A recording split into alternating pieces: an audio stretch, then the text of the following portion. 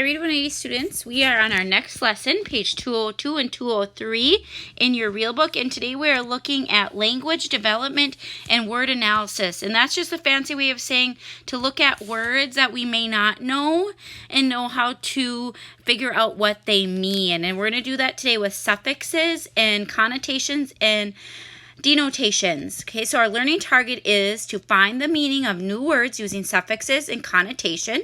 We'll read and respond on reading log and continue on Read 180 software. So your schedule looks like this today. You're going to complete your quick share question. We're going to look at suffixes and then denotation and connotation. Okay, then you're going to do, and that will be in the real book, 202 and 203. You'll also do your 20 minutes of software and 20 minutes of independent reading. So on 202 and 203, it looks like this. We're going to do one page at a time, starting with 202, and that's the suffixes page. Okay, so I've made that piece of suffixes a little bit bigger, so you can see it a little bit clearer. And on there, you see first the definition of what a suffix is. A suffix is a word part at the end of the word that changes its meaning. We're going to look at today the suffixes able and able, which just means able to. And anytime you add them to a base word or a root word, it just means you take the meaning of that word and you're able to do it. Like changeable is change plus able to be changed. Flexible is flex plus able to be adjusted or able to flex. Okay? Then we have sometimes adding a suffix changes the spelling of the base word. Meaning, if you have that silent E, sometimes you need to drop it and just add the suffix, like in our two examples here, admirable and arguable. Okay? And sometimes you might have to change a Y to an I and add that suffix. Okay? So now we have just a couple other examples and how you can figure out what they mean. Like if I take the word enjoyable right down here, it's going to mean you're able to enjoy it. The afternoon was enjoyable. I was able to enjoy it. Or exchange. Notice I had to drop the E to add the ending. It means you're able to exchange it. Okay. So reversible then would mean I'm able to reverse it, like a reversible jacket. Or forcible. Okay. Like the door handle was forcible. It was able to be forced. Okay. So let's do that same thing now on our word families part right here on page 202, and I'm right in the center of your page.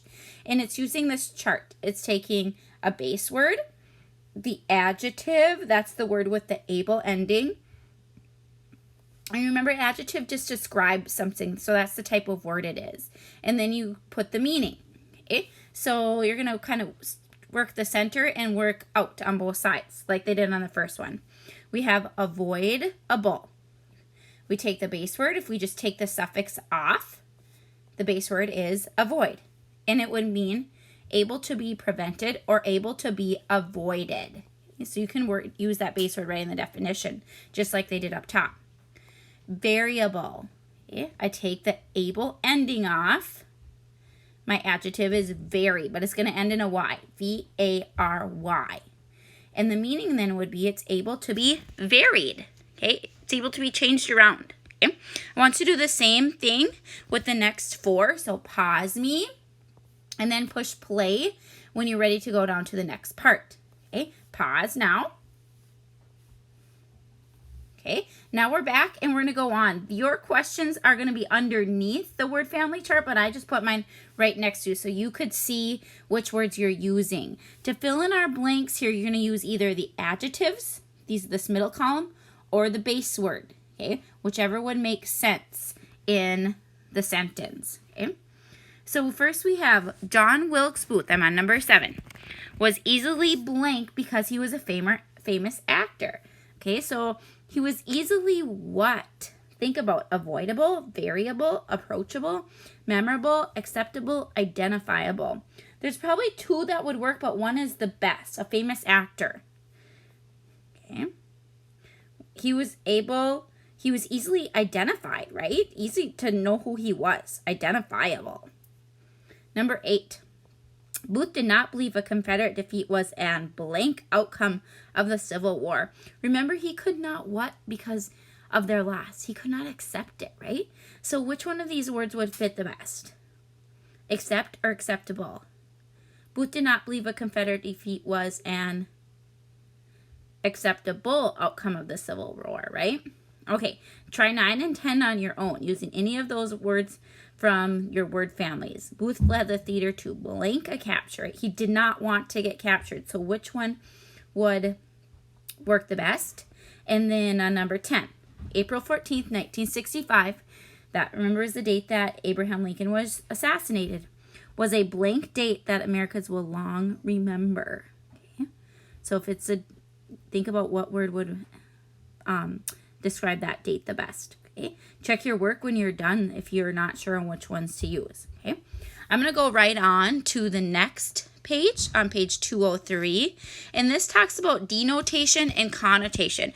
And I want you to watch the video. I have it linked on here, and I can't play it for you while I'm talking to you, or it messes up the video. So what you're going to do is you're going to go back. Okay, so I'm going to press just out of the video right now, and then on your lesson right here, there's going to be that video. Mine doesn't show yet because it's not posted yet. And actually, if I sort down, it might. Oh, yep, now it does. Okay, so you're going to play this video of connotation and denotation to see the two differences. And then come back to your slideshow, or I'm going to keep going on this video, and you can keep working with me. Okay, so pause and watch the video. Okay, welcome back. So you have seen the two differences in the meanings of denotation and connotation. And denotation just is the literal meaning of that word. Connotation means if you hear someone say that, do you have a negative or a positive feeling that goes with it? And sometimes it might be a neutral, like it doesn't matter either way. But our words today are either going to have a positive feeling or negative feeling that go with it. So if I take the word lie, and I'm going to fill out this table with you, what is the meaning of lie? To not tell the truth, right? Or to be dishonest. Is that a positive thing or a negative thing that would go with it for the connotation or your feeling? It would be negative, right? Okay. How about confidence? If someone has confidence, what does that mean? They believe in themselves, right? So a belief in yourself. Is that something that's generally a positive feeling that goes with it, or negative? If you said positive, you're right. Okay. Try out the rest as you're working. Otherwise, I'm just going to give you a couple other ones to think of positive or negative connotation. Okay, so let's look at number 3, nosy. If someone's nosy, the denotation of the meaning would be what? They like to be in other people's business, right? Okay, would that be a positive thing or negative usually if someone says you're nosy? Negative usually, right? Okay, how about this one? Curious for number 4. If you're curious, that means you like to ask a lot of questions, right? Kind of like nosy, right? But is this a positive word for asking a lot of questions or negative if you're curious? Much more positive, right? Okay. I'm going to keep going. The students that were at school, we'd go through more of these, but I'm going to kind of let you look through some of those, okay? And we're going to go right to our questions on 203, okay? So now I've just put 203 out over here. You still have yours, okay?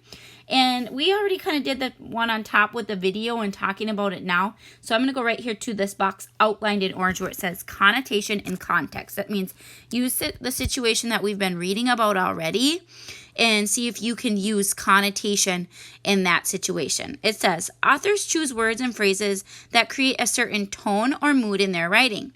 Think about the connotation of the phrase cried out. A voice cried out from the president's box, "Stop that man!" Why do you think James Swenson wrote cried out instead of shouted? So finish that sentence. One has more of a positive, one has a more of a negative. Okay? Which one would bring more of a negative feeling to that situation? Okay? Cried out, right? Because he's like, help! They're crying for help, right? It's more of a negative. So I think James Swanson wrote cried out instead of shouted because it has a more negative feeling with the situation of Booth shooting Lincoln. Okay, so let's go down here to identify connotation. So I'm way down here. Okay.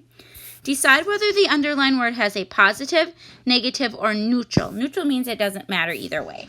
Okay.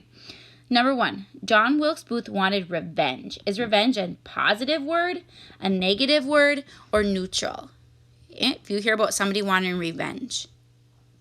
Yeah, I would definitely say negative, right? Okay, how about Booth wanted to inspire the people of the South?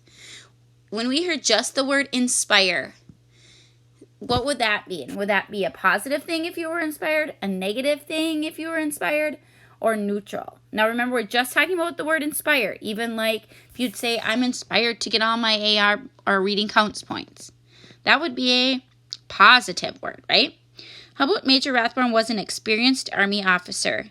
Experience. Is that positive, negative, or neutral? If someone has experience. Positive, right? It's a good thing to have it be experienced. You'd rather have an experienced officer or doctor than one who's inexperienced. Okay, number 4 is our last one. The phrase in the parentheses below have similar denotations. That means they have similar meanings, but they have different connotations, different feelings that go with them. Circle the phrase that makes the most sense in context. Explain why you chose the phrase. Okay, so the assassin, would you want to say broke free or moved away, shouting freedom? Okay, now think about the situation. Is when we have an assassin a negative thing or a positive thing?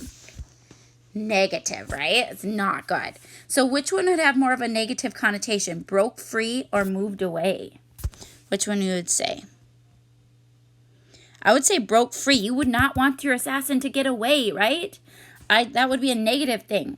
I chose broke free because the phrase shows that the assassin was in a struggle and he was no longer caught. Okay, make sure your sentences have punctuation at the end. And then I just want you to look at these quick on your own for some extra practice for yourself. And you can see that the 2 pairs of words, like on number 1, they mean the same, but one has a positive connotation and one has a negative. So number 1, a powerful stink and a powerful aroma. One is positive, one is negative. Is stink negative or positive? Negative, right? How about aroma? That's usually considered much more positive.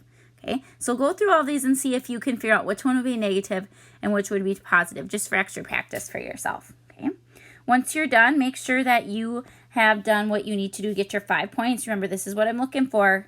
Okay, and then do your next 2 rotations. Okay, check your work on the slideshow. It will be like this. Okay, when you're all done before you submit. Okay.